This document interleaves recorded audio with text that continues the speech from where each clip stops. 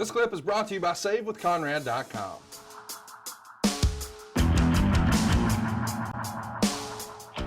And we keep the show going next with Dolph Ziggler and Kaval.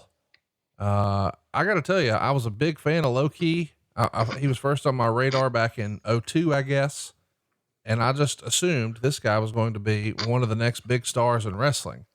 And for whatever reason, it didn't work out. But it does seem a little weird to go back in time and watch him wrestle Dolph Ziggler 10 years ago. Dolph picks up the win in 9 minutes and 31 seconds, so he retains his Intercontinental title. Kaval dedicated the match to the Roughhouse Rider Nation, and of course, then he lost.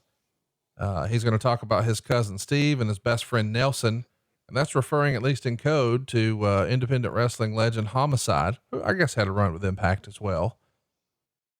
I like this. I thought it was a fun match. I've always felt like Low Ki could have did a little more. I think the rap on him was he just wasn't always easy to do business with, but I don't know. I never worked with him.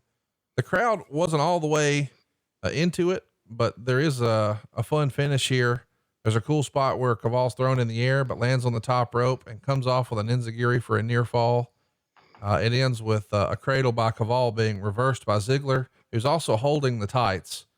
Another 3 1/4 star match. We've had 3 really good back-to-back matches. What do you think of this one?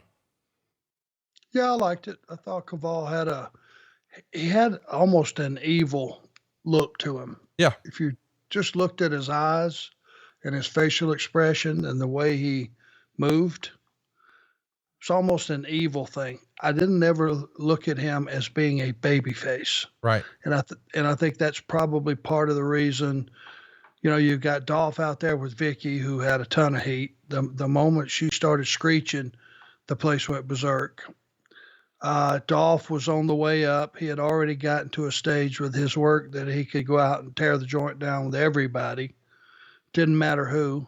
And you had these young guys out there, but there really wasn't a babyface in the match. And if you watch the match back and watch the crowd, they were watching and they were respectful, but they really weren't into it to the degree they wanted to see somebody with heat get their ass kicked. I didn't get that feel for that. It felt almost like a very well done generic match. Nothing really at stake. But the performance, I thought, was very, very good on both their parts. Why do you think Low Ki didn't work out here for the company? I really don't know. And you never know what happens when you negotiate with writers and your boss in that company, because when a talent would go in and talk about creative, producers weren't involved in that conversation. And I made it a habit, unless it was somebody that asked my opinion, to not pry. That was their personal business.